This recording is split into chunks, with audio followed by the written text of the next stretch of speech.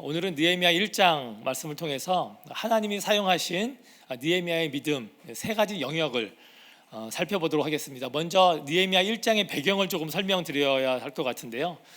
기원전 586년에 바벨론으로부터 멸망을 당한 이 남유다의 백성들은 세 차례에 걸쳐서 바벨론으로 포로로 끌려가게 됩니다. 하지만 바벨론은 그로부터 50년이 채 안 돼서 메대와 바사 제국으로부터 멸망을 당하게 됩니다. 하지만 하나님이 바사왕 고레스의 마음을 감동하셔서 포로된 이스라엘 백성들을 예루살렘으로 귀환하게 하셔서 성전도 짓게 하시고 또 제사장 에스라와 백성들을 돌아가게 하셔서 율법을 가르치게 하셨습니다. 느헤미야는 에스라가 백성들과 2차로 귀환한 지 13년 만에 예루살렘과 거기에 사는 동족들의 소식을 듣게 됩니다. 포로로 살던 백성들이 기적과 같이 고국으로 돌아가서 성전도 짓고 말씀도 배웠기 때문에 잘 사는 줄만 알았는데 그곳을 다녀온 이 동생의 이야기는 너무나 충격적이었습니다. 백성들은 큰 환난을 당하고 능욕을 받고 있으며 성은 허물어지고 또 성문은 불탔다는 소리에 느헤미야는 큰 두려움과 슬픔에 빠지게 되고 또 수일 동안 금식했다고 합니다. 2장 1절에 이렇게 기록합니다. 아닥사스다 왕 제20년 니산월에 왕 앞에 포도주가 있기로 내가 그 포도주를 왕에게 드렸는데 이전에는 내가 왕 앞에서 수심이 없었더니 왕이 내게 이르시되 내가 병이 없거늘 어찌하여 얼굴에 수심이 있느냐 이는 필연 내 마음에 근심이 있음이로다 하더라. 그때 내가 크게 두려워하여 왕께 대답하되 왕은 만세수를 하옵소서. 내 조상들의 묘실이 있는 성읍이 이제까지 황폐하고 성문이 불탔사오니 내가 어찌 얼굴에 수심이 없사오리이까 하니. 먼저 저는 느헤미야의 남다른 믿음 중에 첫 번째로 느헤미야의 근심을 살펴보고 싶습니다. 느헤미야는 예루살렘의 소식을 듣고 며칠 동안 슬퍼하고 금식한 게 아니었습니다. 처음 소식을 들었을 때가 기슬르월이었는데 기슬르월은 11월과 12월의 사이를 뜻합니다. 그런데 왕에게 나아가서 포도주를 올렸을 때 그러며 예루살렘의 소식을 알렸을 때는 니산월, 즉 그 다음 해 3, 4월로 처음에 소식을 들었을 때보다 4개월이 지났던 때입니다. 그럼에도 불구하고 여전히 느헤미야에게는 유다 땅의 소식과 백성들의 환난은 큰 근심으로 자리를 잡고 있었던 것입니다. 당시에 예루살렘의 소식을 들은 사람이 느헤미야뿐이겠습니까? 그렇지 않을 것입니다. 다른 모든 사람들도 마찬가지로 슬퍼하며 또 울며 또 금식까지 했을 것입니다. 하지만 느헤미야 같이 모든 사람들이 계속해서 근심했겠습니까? 저는 그렇지 않을 거라 생각을 합니다. 잠시는 슬퍼하고 근심했겠지만 다른 먹고 사는 문제들 때문에 머지않아 잊혀졌거나 안타까워는 하되 느헤미야와 같은 근심을 오래도록 하지는 않았을 것입니다. 근심에는 두 가지 종류가 있습니다. 바로 세상 근심과 하나님 뜻대로 하는 근심입니다. 세상 근심이 무엇이겠습니까? 이런 것들이겠죠. 내가 병에 걸리지는 않을까, 또 내가 실패하지는 않을까, 또 나쁜 일이 생기진 않을까 하는 것들입니다. 누가복음 12장 29절에 너희는 무엇을 먹을까 무엇을 마실까 하여 구하지 말며 근심하지도 말라 합니다. 우리가 하는 근심은 다 이런 것들입니다. 나와 또 내 가족들을 위한 것들입니다. 미국의 심리학자 어니 젤린스키가 우리가 하는 걱정의 40%는 절대로 일어나지 않는 것이고 30%는 이미 일어난 것들이고 22%는 아주 사소한 것들이고 4%는 우리가 어떻게 할 도리가 없는 것들이고 우리 힘으로 바꿀 수 있는 것들은 4%에 지나지 않는다고 합니다. 즉 우리가 하는 걱정의 96%는 다 쓸데없는 걱정이라는 말입니다. 그래서 이제 성경에는 근심하지 말라는 말이 셀 수 없이 많이 나옵니다. 하지만 어떤 근심은 하나님이 칭찬하시기도 합니다. 고린도후서 7장 10절에 하나님의 뜻대로 하는 근심은 후회할 것이 없는 구원에 이르게 하는 회개를 이루는 것이요 세상 근심은 사망을 이루는 것이라 말합니다. 오늘 본문의 느헤미야는 자신의 안위나 건강 또 가족을 위한 근심이 아니라 하나님의 나라, 하나님의 백성으로 인한 근심이 수개월째 그의 마음에서 그리고 그의 얼굴에서 떠나지 않는 것을 볼 수 있습니다. 말씀을 준비하면서 저는 어떤 근심을 주로 하나 생각을 해봤는데 제가 하는 근심도 보통 사람들이 하는 근심과 다 크게 다르지 않았습니다. 몸에 이상한 반응이나 증상이 있으면 이것도 큰 병 걸린 거 아닌가 라는 생각도 하고, 요새는 애들이 이제 사춘기에 접어드니까 애들 때문에 근심이 크기도 합니다. 그러면서 나는 과연 느헤미야 같이 하나님 뜻대로 하는 근심이 있는가 한번 곰곰이 생각해 봤는데 감사하게도 있었습니다. 왜냐하면 제가 늘 만나는 분들, 또 푸른나님의 이웃들이 워낙 위기에 처한 분들이 많기 때문에 그렇기도 하고, 또 아직 복음을 전했지만 마음을 열지 않은 분들이 있어서 근심이 있기는 있지만 절대로 느헤미야처럼 근심하지는 않습니다. 저 개인과 제 가족을 향한 근심보다 하나님 뜻대로 하는 그 근심이 절대로 크지는 않는 것을 제가 인정할 수밖에 없습니다. 이웃들 때문에 제 얼굴에 수심이 가득할 정도로 근심하지 않기 때문에 하나님 뜻대로 근심해서 그 근심이 얼굴에 드러나는 이 느헤미야가 너무 위대해 보이기도 하고, 그렇지 못한 제가 주님 앞에 얼마나 부끄러운지 모릅니다. 여러분은 요새 하는 근심이 어떤 것들이 있으십니까? 그리고 여러분들이 하나님의 뜻대로 하는 근심에는 무엇들이 있으십니까? 말씀을 준비하면서 느헤미야를 통해서 우리가 하는 이 근심의 지경과 레벨을 한번 바꿔보고 싶은 마음이 들었습니다. 나와 내 가족의 근심에서 벗어나서 하나님의 나라, 또 하나님의 뜻 때문에 우리가 근심해보면 어떨까요?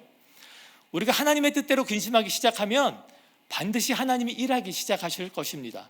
그리고 하나님은 반드시 그 근심으로 인해서 우리로 하여금 열매 맺게 하실 것입니다. 느헤미야가 하나님의 성이 회파되고 또 하나님의 사람들이 환난 겪는 것 때문에 근심하고 슬퍼한 것과 같이 오늘날 무너진 하나님의 나라는 무엇이고, 또 고통 가운데 있는 하나님의 자녀들은 누가 있겠습니까? 정치, 교육, 문화, 산업, 또 가정, 교회, 세계를 보면 얼마나 하나님의 나라가 처참히 무너져 있는 것을 우리는 너무나 잘 알고 있습니다. 하나님을 대적하고 우리가 판을 치는 일들이 정말 아무렇지도 않게 날마다 벌어지고 있지 않습니까? 우리는 그러한 일들로 인해서 느헤미야처럼 마음으로 슬퍼하며 근심해야 할 것입니다. 그렇다면 이 말씀을 듣는 우리 각자는 구체적으로 무엇을 근심해야 되겠습니까? 저는 이 질문을 두고 하나님께 기도하는 가운데 또 주님이 제게 이런 마음을 주셨습니다. 하나님은 하나님의 자녀인 우리들에게 근심하고 계신 것이 무엇인지를 생각하게 하셨는데, 가장 먼저 떠오르게 하신 것은 바로 우리에게 하나님의 마음이 없다는 것입니다. 우리가 아무리 느헤미야와 같이 하나님의 나라가 무너진 영역들을 위해서 근심한다고 해도 우리에게 정작 하나님의 마음을 갖고 있지 않는 이상 그 근심은 오래가지도, 또 그 마음이 하늘에 닿지도 않을 것입니다. 우리에게 하나님의 깨어진 마음이 없기 때문에 무너진 하나님의 나라를 보고도 눈물이 메말라서 느헤미야 같이 울지 못하는 우리들을 보면서 하나님은 가슴 아파하십니다. 또 하나님은 무너진 하나님의 나라의 회복을 위해서 사용하라고 우리에게 시간도 주시고 물질도 주시고 건강도 주시고 경험도 주시고 달란트도 주셨는데, 우리는 우리에게 맡겨주신 사명에는 관심이 없고 세상의 즐거움에 마음을 뺏긴 채 또 나의 안위와 유익만을 위해서 살아가고 있는 것을 슬퍼하고 계십니다. 또 복음을 향한 열정을 잃어버린 채 살아가는 우리들로 인해 하나님은 깊이 탄식하고 계십니다.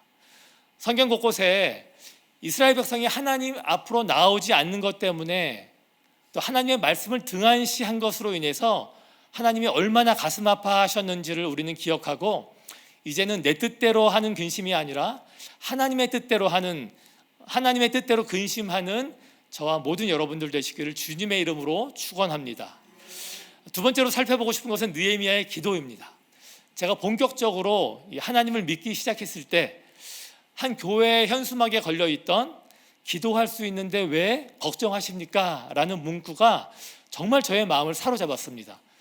유레카를 외치고 싶은 마음이 들 정도로 아주 신선한 충격이었고 큰 위안이 되었습니다. 그렇습니다. 세상 근심은 걱정과 불안이 꼬리에 꼬리를 물게 되고 결국 남는 것은 정말 너덜너덜해진 마음과 아주 지치고 상한 육신밖에 없습니다. 하지만 하나님의 뜻대로 근심하는 사람은 근심으로 끝나지 않습니다. 반드시 근심에서 기도로 이어집니다. 고린도후서 7장 11절에 보라, 하나님의 뜻대로 하게 된 이 근심이 너희로 얼마나 간절하게 하며 얼마나 변증하게 하며 얼마나 분하게 하며 얼마나 두렵게 하며 얼마나 사모하게 하며 얼마나 열심 있게 하며 얼마나 벌하게 하였는가라고 기록되어 있습니다. 느헤미야는 처음에 고국의 소식을 듣고 며칠 동안 슬퍼하기는 했지만 바로 금식하며 기도하기 시작했습니다. 저는 느헤미야 전체에서 기록된 그의 기도를 보면서 정말 이분의 기도는 나의 기도와 클래스가 다르다라는 것을 몇 가지 발견하게 됐는데요.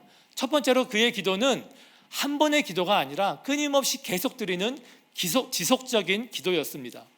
앞서 말씀드린 바와 같이 그가 예루살렘의 첫 소식을 들었고 처음으로 한 기도는 기슬르월이었는데, 왕에게 그 근심을 말할 때는 니산월이라고 합니다. 예루살렘의 소식을 듣자마자 왕에게 자신의 마음과 근심과 요청을 말한 것이 아니라 4개월 이상을 그는 기도로 준비했습니다. 그리고 그의 기도는 그때뿐 아니라 예루살렘으로 돌아가서 성벽을 지을 때, 특히 대적들의 공격 가운데서 또 계속해서 기도했고, 성벽 봉헌이 다 마치고 12년이 지난 후까지도 조금도 줄어들거나 약해지지 않는 것을 느헤미야서를 보면 잘 알 수 있습니다. 두 번째로 그는 하나님의 말씀을 가지고 주께 기도했습니다. 느헤미야 1장 8절부터 9절에 옛적에 주께서 주의 종 모세에게 명령하여 이르시되 만일 너희가 범죄하면 내가 너희를 여러 나라 가운데서 흩을 것이요 만일 내게로 돌아와 내 계명을 지켜 행하면 너희 쫓긴 자가 하늘 끝에 있을지라도 내가 거기서부터 그들을 모아 내 이름을 두려고 택한 곳에 돌아오게 하리라 하신 말씀을 이제 청하건대 기억하옵소서라고 기록되어 있습니다. 느헤미야는 말씀의 사람이기 때문에 말씀으로 기도합니다. 우리의 감정으로 솔직하고 자유롭게 기도하는 것도 중요합니다. 하지만 하나님의 말씀으로 주 앞에 나아가 기도하는 것도 반드시 병행해야 합니다. 왜냐하면 말씀은 단순한 글자가 아니기 때문입니다. 말씀은 성령의 감동으로 쓰여진 생명의 말씀입니다. 그렇기 때문에 말씀을 의지하여 기도하는 것은 성령을 의지하여 기도하는 것과 같습니다. 이렇게 말씀으로 기도하는 것의 유익은 너무나 많습니다. 말씀으로 기도하면 중언부언하지 않게 됩니다. 그리고 그냥 기도하면 5분, 10분 기도하는 것도 너무 길고 힘들 수 있는데, 말씀으로 기도하면 계속해서 오랫동안 기도할 수 있게 됩니다. 그리고 내가 원하는 기도뿐만 아니라 하나님이 원하시는 기도를 우리가 들을 수 있고, 말씀을 더 이해하고 또 그 말씀이 실제로 나의 삶에서 이루어지는 그 능력을 경험하게 됩니다. 여러분 잘 아시는 조지 밀러는 나는 기도할 때 하나님의 고귀한 말씀을 통해 내게 말씀하신 것들에 관해 그분께 아랜다. 지금 생각하면 내가 조금 더 일찍이 말씀으로 기도하는 것을 깨닫지 못한 것이 참 놀랍다라고 말했고, 맥체인 목사님은 말씀으로 기도하라, 이것이 말씀의 의미를 이해하고 기도를 배울 수 있는 가장 좋은 방법이라 말했습니다. 존 파이퍼 목사님은 내가 무엇보다 소중하게 여기는 것은 하나님의 말씀이 내 기도를 인도하고 말씀이 내 기도를 가득 채워 지탱해주고 통제하는 것이라고 말했고, 디트리트 보네퍼 목사님은 시편이 우리에게 허락된 이유는 예수 그리스도 안에서 시편으로 기도하는 법을 배우게 하는 데 있다라고까지 말했습니다. 그렇습니다. 우리가 고난에 빠졌을 때 너무나 잘 아는 시편 23편의 말씀으로 주님, 내가 사망의 음침한 골짜기를 지나고 있습니다. 하지만 내가 해를 두려워하지 않는 것은 주님이 나와 함께 하십니다라고 고백할 수 있으며, 그렇게 나의 마음을 새롭게 할 수 있고, 염려 가운데 있을 때는 빌립보서의 말씀으로 아무것도 염려하지 말고 오직 기도와 간구로 나의 구할 것을 감사함으로 하나님께 아뢰옵니다. 하나님, 나의 마음과 생각을 지켜주옵소서 기도할 수 있습니다. 또 우리의 과거로, 또 우리의 잘못으로 우리가 매여 있을 때 고린도후서 5장 17절의 말씀으로 그런즉 누구든지 그리스도 안에 있으면 새로운 피조물이라, 이제 것은 지나갔으니 보라 새 것이 되었도다 나의 영에게 선포하며 기도할 수 있습니다. 그 외에도 우리가 처한 여러 상황에서 우리가 붙잡고 의지하고 선포할 수 있는 하나님의 말씀은 너무나 많이 있습니다. 세 번째로 그는 진정한 중보 기도자였습니다. 1장 6절에 이제 종이 주의 종들인 이스라엘 자손을 위하여 주야로 기도하오며 우리 이스라엘 자손이 주께 범죄한 것들을 자복하오니라고 말합니다. 그는 자신의 죄가 아니라 백성들의 죄를 대신해서 회개하며 기도합니다. 회개하지 않은 그들의 자리에 본인이 가서 아버지께 용서를 구합니다. 하나님의 마음을 가진 느헤미야이기 때문에 회개치 않아 여전히 죄 중에, 여전히 고통 가운데 있는 그들을 향한 안타까운 마음으로 인해서 그들의 죄를 대신해서 회개하는 데까지 나아갑니다. 마치 자신을 십자가에 못 박는 자들을 위해서 저들의 죄들을 사해달라고 기도하시는 예수님처럼 말입니다. 우리 역시도 죄 가운데 있는 자들을 위해서, 또 심지어 나를 어렵게 하는 자들을 위해서 중보의 자리에 나아가 그들의 죄를 위하여 회개 기도 드리는 모습을 하나님이 얼마나 기뻐하시고 기다리시겠습니까? 네 번째로는 느헤미야는 모든 순간에 기도하는 사람이었다는 사실입니다. 물론 성벽 재건을 방해하는 대적들이 나타났을 때 느헤미야는 우리 하나님이여 들으시옵소서, 우리가 업신여김을 당하나이다 기도하기도 했고, 또 백성들로 인해서 너무나 지칠 때 하나님 이제 내 손을 힘있게 하옵소서 간구하기도 합니다. 그뿐만이 아닙니다. 그는 중요한 말을 할 때조차 하나님께 기도하고 말하는 사람이었습니다. 얼굴에 수심이 가득한 이유가 예루살렘이 회파된 것을 알게 된 이 아닥사스다 왕에게 이 술관원인 느헤미야에게 왕이 이렇게 묻습니다. 그럼 내가 무엇을 원하느냐라고 말입니다. 얼마나 느헤미야가 그토록 기다리고 원했던 왕의 질문입니까? 저라면 바로 제가 원하는 것을 말했을 텐데, 느헤미야는 즉시 자신의 생각과 바람을 말하지 않고 자신의 지혜와 능력과 경험을 의지하지 않고 먼저 하나님께 묵도합니다. 그리고 하나님의 지혜를 구하고 은혜를 구합니다. 그가 그렇게 대답하는 것 하나에도 하나님만을 의지하자 그가 하는 모든 일에 하나님의 특별한 은혜와 돌보심이 따르게 됩니다.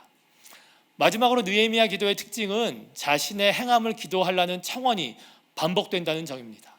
5장 19절에도 하나님에게 내가 이 백성을 위해서 한 모든 일들을 기억해달라고 하고, 13절에도 이 일로 말미암아 나를 기억해달라고 하고, 13장 22절 또 31절에도 내가 어떻게 안식일을 지키게 한 것들, 또 처음 것을 드리게 한 것들을 하나님이여 기억해달라고 말을 합니다. 저는 처음에 이 기도들을 보면서 느헤미야 너무 자기의가 강한 거 아니야? 너무 교만한 거 아니야? 이런 마음도 들었었는데 바로 생각났던 것이 다윗의 기도였습니다. 다윗도 시편 26편에 이렇게 기도했습니다. 내가 나의 완전함에 행하였사오니 흔들리지 아니하고 여호와를 의지하였사오니 여호와여 나를 판단하소서라고 말입니다. 다윗도 그렇고 느헤미야도 그렇고 지금 하나님 앞에서 자신의 완벽함을, 자신의 의를 주장하는 것이 결코 아닙니다.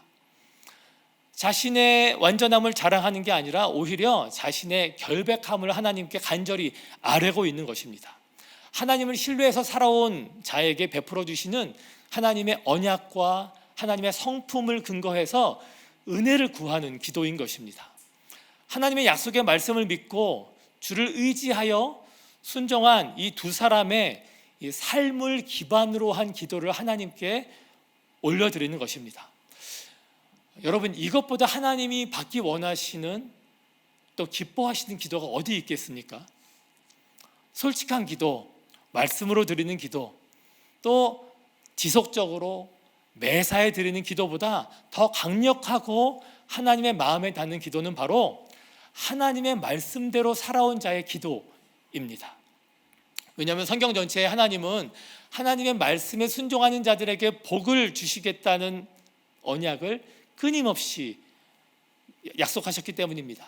그렇기 때문에 우리는 느헤미야의 기도를 통해서 어떤 기도로 하나님 앞에 나아가야 할지를 분명히 해야 할 것입니다. 언제, 어떤 방식으로, 또 어떻게 기도하는 것보다 더 중요한 기도가 있는 것을 오늘 저와 여러분에게 말씀하시기 때문입니다. 이렇게 하나님이 기뻐하시는 기도로 주님 앞에 나아가는 저와 여러분들 되기를 주의 이름으로 축원합니다. 남다른 느헤미야의 믿음, 마지막 세 번째는 바로 그의 행동입니다.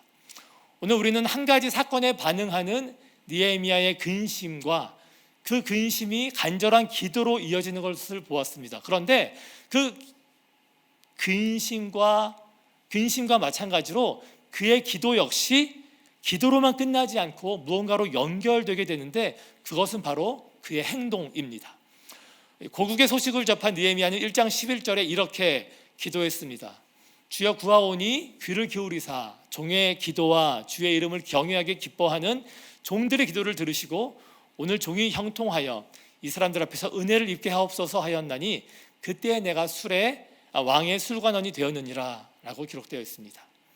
느헤미야는 예루살렘의 회복을 위해 기도할 때에 이 사람, 즉 아닥사스다 왕 앞에서 은혜를 입어서 형통하게 해달라고 기도했습니다. 그가 원하는 형통에는 무너진 이스라엘을 회복시키기 위한 분명한 이유와 목적이 있었습니다. 그 기도에 그는 술관원이 되었습니다. 술관원은 왕의 최측근으로 왕이 절대적으로 신뢰할 수 있고 모든 것을 맡길 수 있는 오늘날의 비서실장과도 같은 사람입니다. 왕이 먹는 것을 먼저 맛보고 또 그 외에도 왕이 자신의 개인적인 모든 것들을 맡길 수 있는 사람이기 때문에 정말 높은 자리에 앉게 된 것입니다. 그 자리에 올라간 느헤미야는 왕에게 부탁해서 예루살렘으로 파견 보내줄 것을 요청합니다. 그리고 그의 기도와 바람대로 그는 예루살렘으로 파견을 받아가서 성벽을 재건하게 되었습니다마는 그는 그곳에 가자마자 공사를 하기 전부터 산발랏과 도비아와 같은 수많은 대적으로부터 엄청난 공격과 방해와 협박을 받게 됩니다. 단순한 살해의 위협뿐만 아니라 실제로 암살 시도도 겪게 되고 또 내부에 첩자가 얼마나 많은지도 알게 됩니다. 한 번은 사마리아 군대가 쫓아오기도 했고 나중에는 제대로 잠도 자지 못하면서 대적들과 싸우면서 공사를 강행하게 됐습니다.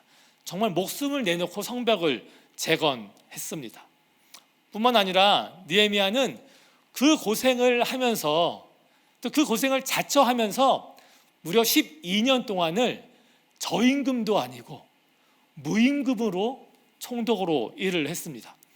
월급만 12년 동안 안 받은 게 아니라 매일같이 150명의 사람들의 식사를 자신이 전부 다 부담했다고 합니다.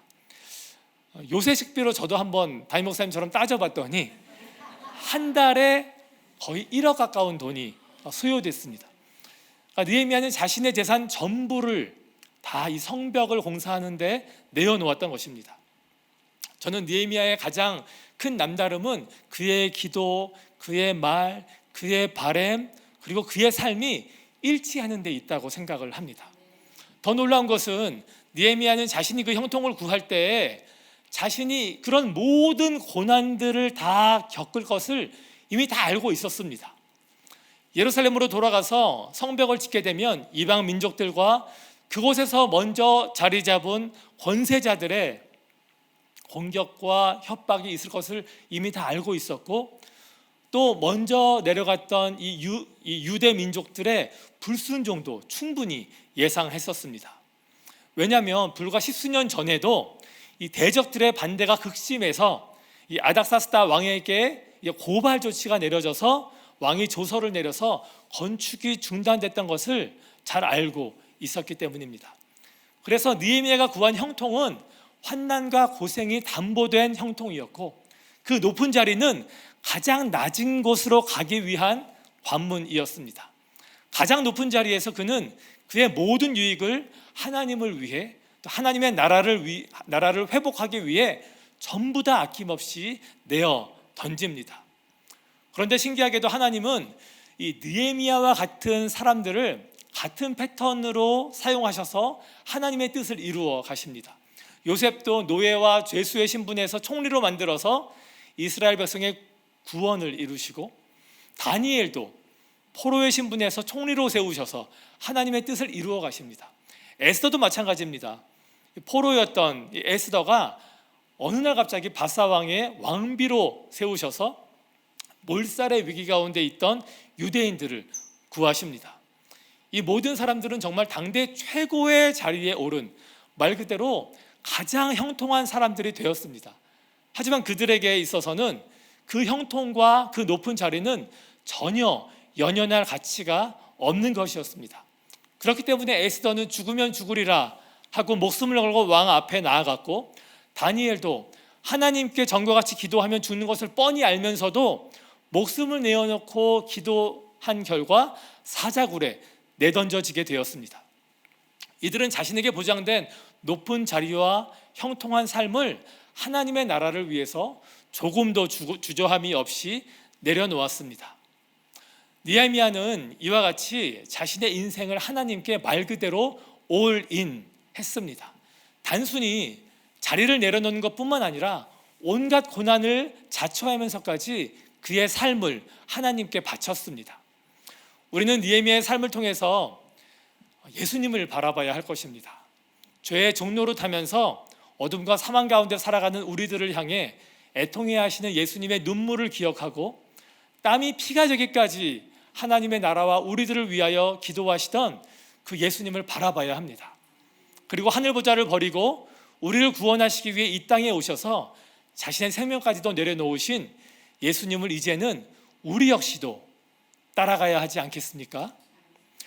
제가 만난 지 7년이 다 돼가는 중동에서 온 한 여성이 있습니다. 무슬림으로 한국에 왔다가 이 기독교인의 극진한 도움을 받고 스스로 무슬림에서 기독교인으로 개종을 한 자매인데, 이 자매는 남편으로부터 버림도 받았고 혼자 힘겹게 낯선 땅 한국에서 아이를 키우고 있습니다. 그런데 이 자매님이 저한테 2달 전에 문자를 보내왔는데요, 그 문자의 내용은 자신이 결정한 것이 2가지가 있다라는 겁니다. 그 첫 번째는 자신의 이야기를 글로 쓰겠다는 것입니다. 전 그 얘기에 깜짝 놀랐습니다. 왜냐하면 이 아이 엄마가 이 본국에서 겪은 일들은 너무나 고통스럽고 수치스럽기 때문입니다. 그래서 저와 7년간을 교제하면서도 그 과거의 이야기는 거의 하지 않았습니다. 왜냐하면 그 과거를 기억하고 떠오르는 것만으로도 너무나 고통스럽고 수치스럽기 때문입니다. 그런데 그런 자매가 자신의 그 과거를 다 밝히는 글을 쓰기로 결정했다는 것이 참 믿겨지지가 않았습니다. 그리고 그 자매가 결정한 2번째는 무엇이냐면 바로 자신이 목사가 되겠다는 겁니다. 그 말에 저는 글을 쓴다는 것보다 몇 배 더 놀랐습니다. 왜냐하면 이 자매가 개종은 했지만 자신이 개종한 사실을 주변에 드러내놓고 알리지는 않았던 사람이기 때문입니다. 실제로 무슬림 여성이 개종한 사실은 특별히 우리나라에서 살아가는데 본국에서와 비슷하게 큰 어려움을 초래할 수 있기 때문입니다. 저는 그 자매에게 왜 그런 결정을 내렸는지 그 이유를 물어보았습니다. 그 자매의 대답은 이렇습니다. 정말 어둠 속에서 지금도 살아가고 있는 자신의 동족들이 너무나 가슴이 아프고 자신이 경험하고 자신이 누리고 있는 그 예수님의 사랑을 알게 하고 싶어서 자신의 그 수치와 고통도 다 늘어내고, 그리고 보다 전문적으로 보다 효과적으로 자기가 복음을 전하기 위해서 목사가 되려고 한다라는 이야기를 했습니다. 실제로 이 자매는 제가 만나는 무슬림, 특히 여성들을 같이 만나고 있습니다. 우리나라에서의 무슬림 사회는 상당히 좁습니다. 그리고 이 자매의 국적 사람들은 정말 한 달이 건너면 전부 다 알 정도로 그 커뮤니티가 좁고 또 그 커뮤니티가 하나밖에 없습니다. 그래서 자신이 개종한 것이 알려지는 것도 위험하고, 더 위험한 것은 개종한 자신이 다른 무슬림에게 또 복음을 증거하는 것은 정말 위험한 일입니다. 아무 가족도 없이 또 아이와 홀로 살아가는 여성의 신분으로는 정말 두렵고 떨리는 일이 아닐 수 없는데, 이 자매는 꿋꿋하게 자신이 만난 예수님을 여러 무슬림들에게 전하고 있습니다. 이번 달 초에도 제가 새롭게 또 만나게 된 무슬림 여성과 함께 만나자고 제가 요청을 하니까 그곳에 와서 난생 처음 보는 그 무슬림 여성에게 자신이 만난 예수님에 대해서 열심히 전했습니다. 어저께도 연락을 했는데 그 자매와 계속해서 연락하면서 또 예수님의 사랑도 전하고 또 그 자매의 필요도 이 자매가 또 채우고 하는 것들을 계속해서 해나가고 있습니다. 우리가 반드시 어떤 형통한 자리에 올라가서야만이 하나님의 뜻을 이루는 것이 아니고 하나님의 나라를 실현할 수 있는 것이 아닌 것을 저는 이 자매의 삶을 통해서도 깨닫게 되었습니다. 가장 미천한 또 신분, 가장 불완전한 환경에서도 우리는 충분히 우리에게 허락하신 그 예수님이 나를 위해 죽으셨고 또 하나님이 나를 위해 그 하나밖에 없는 아들 독생자를 주셨다는 그 사실 하나만으로도 우리는 충분히 우리의 삶을 들여서 하나님의 나라를 이루어갈 수 있습니다. 우리가 오늘 말씀을 기억하면서 느헤미야와 같이 하나님이 찾으시고 또 사용하시는 믿음의 삶을 다 함께 살아가기를 원합니다. 잃어버린 하나님의 마음을 회복하고 또 주님이 듣기 원하시는 하늘 문을 여는 기도로 주 앞에 나아가고 또 나의 삶 전부를 오직 하나님의 나라와 영광을 위해서 드리기를 조금도 주저하지 않는 믿음의 사람이 되기를 간절히 소망합니다. 그런 믿음의 사람답게 우리의 마음과 기도와 삶이 새로워지는 저와 여러분 되시기를 주님의 이름으로 간절히 축원합니다.